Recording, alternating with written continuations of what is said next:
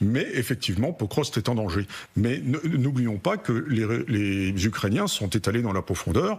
Pokrovsk tombe, le front ne tombe pas. Ça ne veut pas dire que le front est percé. Au mois de décembre dernier, nous avions réalisé un reportage avec Arthur Grolet dans la petite ville, Udachne, c'est un village, pour tout dire.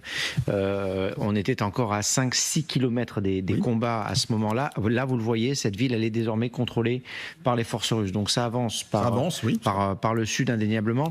On n'a pas arrêté de dire pendant des mois que le jour où Pokrovsk tomberait, ce serait un problème militaire important pour les Ukrainiens dans cette partie du front. Mais là, aujourd'hui, qu'est-ce qui change véritablement? Parce qu'il y a encore des combats aux abords de la ville, mais la ville en elle-même, il n'y a plus rien qui...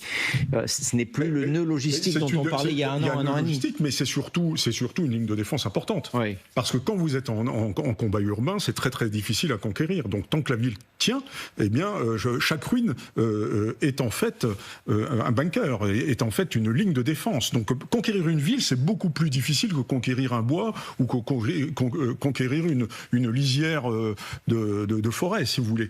Là, c'est une ligne de défense essentielle et je pense que les Ukrainiens vont continuer à freiner